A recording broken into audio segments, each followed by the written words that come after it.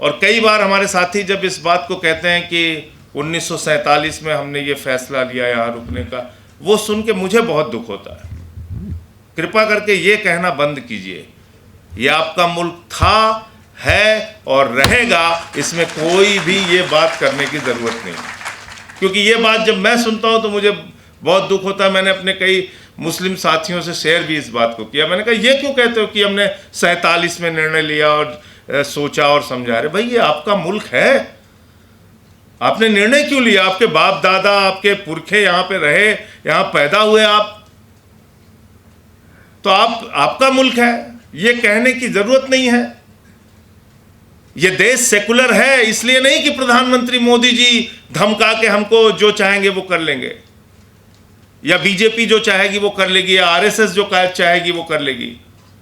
ये देश सेकुलर है और अपने मिजाज से, अपने विचारों से सेकुलर है। और इसका सबसे बड़ा उदाहरण यह है कि वक्फ बिल के खिलाफ 232 वोट पड़े, जिसमें सिर्फ 24 मुसलमान थे, बाकी सब हिंदू थे, सिख थे, ईसाई थे। 95 वोट राज्यसभा में पड़े, जिसमें मुश्किल से 5 और 6 मुसलमान रहे होंगे, बाकी सब हिंदू थे, सिख थे, ईसाई थे। कोई भी गलत काम होगा उसके खिलाफ हम लोग आवाज उठाने के लिए खड़े रहेंगे, आपके साथ कंधे से कंधा मिला के खड़े रहेंगे। हो सकता है आज आपको लग रहा हो कि हम लोग कमजोरी की हालत में हैं। होता है राजनीति में, कभी किसी की संख्या ज्यादा हो गई, इसका मतलब क्या है मैदान छोड़ के भाग जाएंगे? बिल्कुल भागेंगे नहीं। आंख में आंख मिला के इनसे लड़ाई लड़ेंगे, अपने हक के लिए, संविधान के लिए, जायज बातों के लिए। उसमें पीछे हटने की कोई आवश्यकता नहीं है।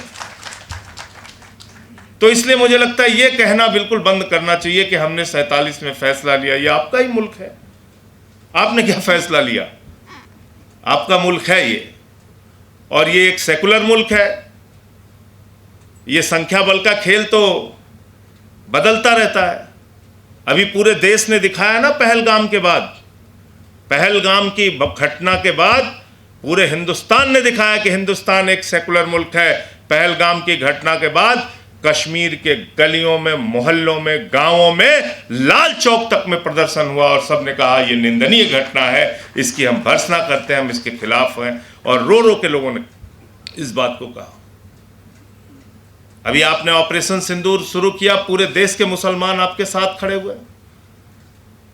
मस्जिदों में उन्होंने ऐलान किया कि हम इस मामले में भारत की सरकार के साथ हैं। सर्वदलीय बैठक में हमने कहा कि हम साथ में हैं।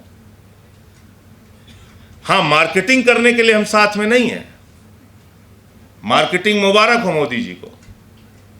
आज उन्होंने बोला है कि हमारे शरीर में खून, गर्म खून नहीं बह रहा है, गर्म सिंदूर बह रहा है। मुझे शर्म आई ये बात सुनकर, भारत के प्रधानमंत्री की ये बात। अभी ऑपरेशन सिंदूर जारी है।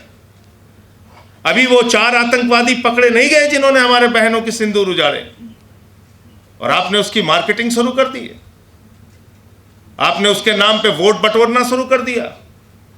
चश्मा लगा के और सेना का ड्रेस पहन के और बड़े बड़े पोस्टर होर्डिंग लगवा के आप घूम रहे हैं। सर्वदलीय बैठक में आपको आने की फुर्सत नहीं है। आप बिहार के चुनाव में जाके रैली संबोधित कर रहे हैं, फिल्मी सितारों को संबोधित कर रहे हैं मुंबई में, केरल में उद्घाटन कर रहे हैं, आंध्रा में उद्घाटन कर रहे हैं। 73 देशों की आपने यात्रा की, 124 बार विदेश की यात्रा की। आपको अब समझ में आया कि सर्वदलीय संसदीय दल भेजना चाहिए। पुलवामा की घटना के बाद सर्वदलीय संसदीय दल क्यों नहीं भेजा गया? उरी की घटना के बाद क्यों नहीं भेजा गया? गलवान घाटी की घटना के बाद क्यों नहीं भेजा गया?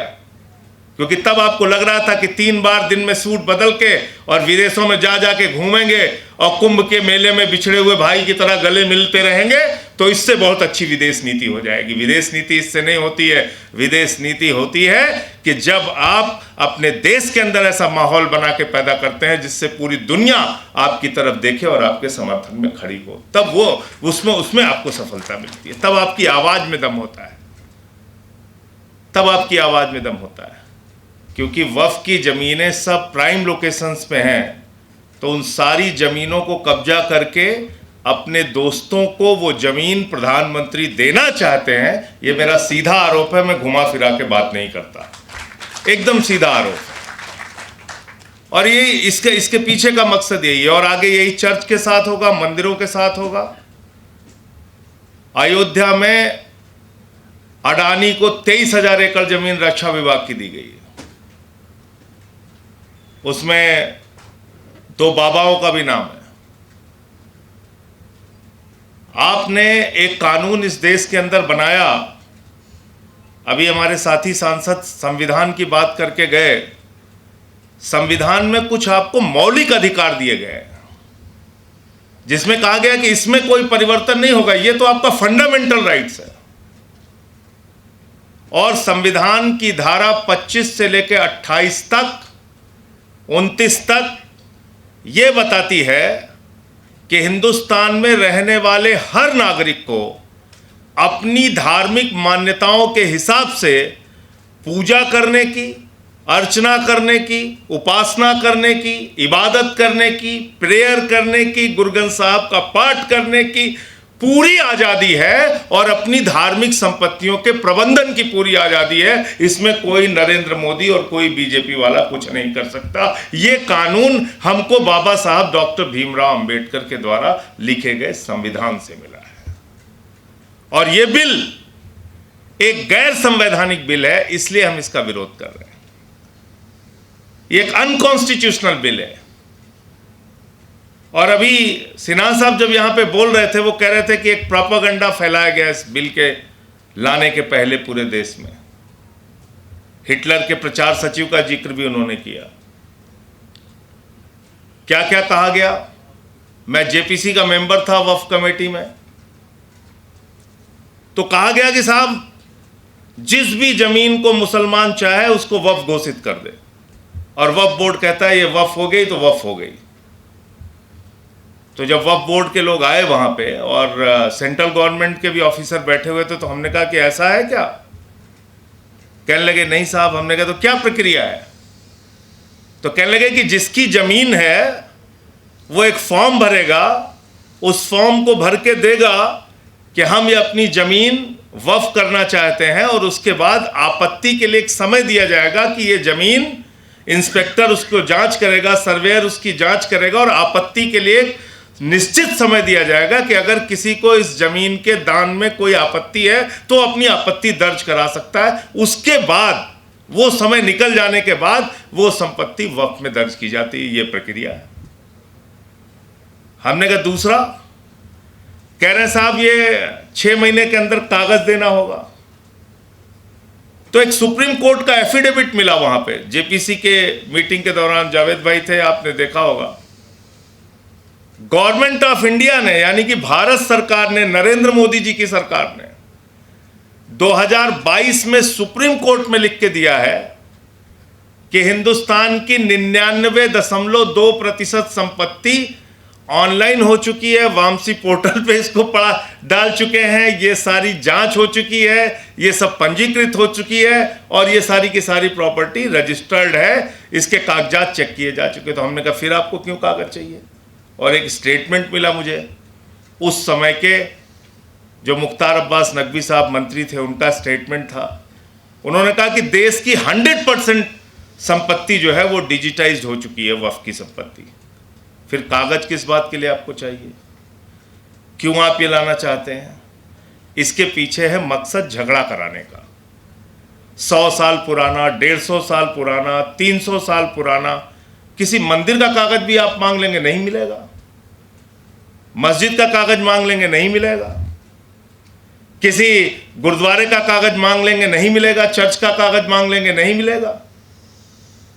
तो आप इससे एक झगड़ा कराने की कोशिश कर रहे हैं ये कानून लाके कि आपको 6 महीने के अंदर कागज जमा करना पड़ेगा। दूसरी क्या खतरनाक बात इसमें लिखी है आपने इस वक्फ बिल के अंदर लिखा कि 5 साल का प्रैक्टिसिंग मुस्लिम होना चाहिए, तभी वो दान कर सकता है। अब पूरी दुनिया में कोई कानून आपको ऐसा नहीं मिलेगा जो कि ये कहे कि दान के लिए आपको पहले धार्मिक रीति रिवाजों को मानना पड़ेगा, तब आप दान कर सकते हैं। यह अद्भुत कानून हमारे प्रधानमंत्री नरेंद्र मोदी जी लेके आए हैं। कह रहे हैं दान करना है तो 5 साल के लिए आप प्रैक्टिसिंग मुस्लिम बनो, तो हमने कहा भैया तय कैसे करोगे, मुसलमानों के घर में सीसीटीवी कैमरा लगाओगे कि 5 वक्त की नमाज पढ़ रहे हैं कि नहीं पढ़ रहे हैं, रोजा रह रहे हैं कि नहीं रह रहे हैं, जुमे की नमाज पढ़ी कि नहीं पढ़ी, इन्होंने कैसे आप तय करेंगे। और मैंने यहाँ पे, मैं फिर दोहरा रहा हूँ, मैंने जो वहाँ पे कहा फिर से यहाँ कह रहा हूँ, मैंने कहा कि कोई आदमी हिंदू धर्म का मानने वाला हो, कोई आदमी सिख धर्म का मानने वाला हो, ईसाई धर्म का मानने वाला हो, इस्लाम धर्म का मानने वाला हो, या किसी भी धर्म को ना मानता हो, नास्तिक हो, उसको भी दान करने से आप कतई रोक नहीं सकते हैं। दान होता है अपनी जमीन का, अपनी प्रॉपर्टी का, कोई भी आदमी कर सकता है। तो ये आपने एक कानून इसमें जबरदस्ती का डाल दिया। दूसरा, उनको वक्फ बोर्ड के आमदनी की बड़ी चिंता है आप लोगों की कि साहब वक्फ बोर्ड की आमदनी नहीं हो रही है, और सच्चर की कमेटी की रिपोर्ट में कहा गया है कि 12,000 करोड़ रुपए की आमदनी हो सकती है अगर इसका सही ढंग से इस्तेमाल किया जाए वक्फ प्रॉपर्टीज का। तो मैंने कहा भाई ज्यादा मेहनत मत कीजिए, आप सिर्फ एक नीरव मोदी को पकड़ के लेके आइए, 20,000 करोड़ रुपए उससे वसूलिए और 12,000 करोड़ रुपए आप वक्फ बोर्ड को दे दीजिए, 8,000 करोड़ आप अपने पास रख लीजिए। लेकिन सच्चर कमेटी की रिपोर्ट इतनी सीमित नहीं है, उसको बहुत छोटा करके दिखाया जा रहा है। मैं चाहता हूं जो लोग वक्फ पे बात कर रहे हैं वो सच्चर कमेटी की भी रिपोर्ट पढ़ें, और उस सच्चर कमेटी की रिपोर्ट में यह भी लिखा हुआ है कि हिंदुस्तान के अलग अलग राज्यों में, चाहे वो दिल्ली हो, राजस्थान हो, उड़ीसा हो, मध्य प्रदेश हो, करीब करीब 363 ऐसी प्रॉपर्टी है, 363 ऐसी संपत्तियां हैं जहां सरकार ने वक्फ की जमीन पे कब्जा कर रखा है, जहां सरकार ने वक्फ की जमीन पे कब्जा कर रखा है। तो आप उन जमीनों को खाली कराइए, ये भी सच्चर कमेटी की रिपोर्ट में लिखा गया है। तो हमने कहा ये आप क्यों नहीं बताते। फिर कहने लगे हमें पसमादा की बड़ी चिंता है, मुस्लिम महिलाओं की बड़ी चिंता है। मैंने कहा इसमें तो कहीं रोक है ही नहीं कि मुस्लिम महिलाएं मेंबर नहीं बन सकती, वो पहले से ही है।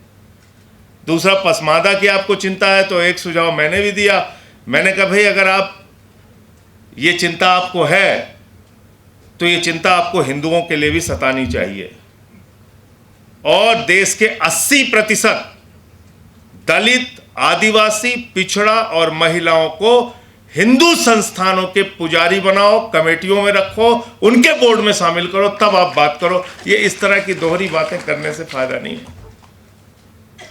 दो तरफा आप चाल चलेंगे ये ठीक नहीं है, और दो तरफा चाल हो रही है इस देश में। दो तरह के कानून का नजरिया है इस देश में, एक अली खान महमूदाबाद के मामले में है और एक विजय शाह के मामले में है।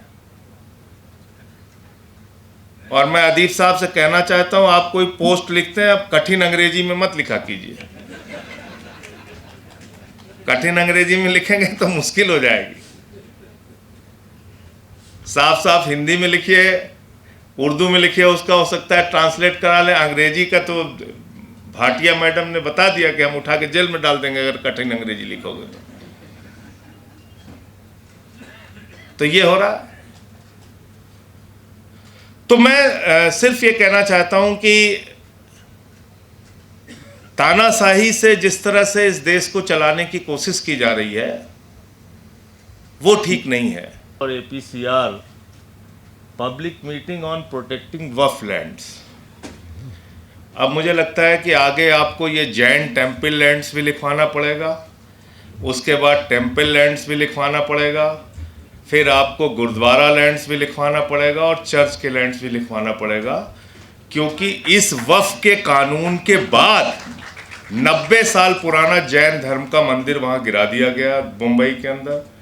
बोध गया में लड़ाई चल रही है कि वहाँ पे भी कमेटीज़ में उनके ज़बरदस्ती गैर बौद्ध को उसमें शामिल किया गया है। तो ये लड़ाई यहाँ तक सिर्फ सीमित रहने वाली नहीं है, और मैंने पार्लियामेंट में भी कहा था और यहाँ पे भी इस बात को कह रहा हूँ, इस लड़ाई में कानूनी लड़ाई भी इसकी चल रही है। इस लड़ाई में हम लोग पूरी तरीके से आपके साथ हैं, और ये गैर संवैधानिक बिल है। मैंने JPC में भी इसका विरोध किया, पार्लियामेंट के अंदर भी विरोध किया। जब भी आपने बुलाया आपके साथ आकर इसका विरोध किया, आगे भी जब आप बुलाएंगे आपके साथ खड़े होके इसका विरोध करेंगे, लोकतांत्रिक ढंग से, संवैधानिक तरीके से, और जो अपने अधिकार हैं उसको लेके आगे बढ़ेंगे।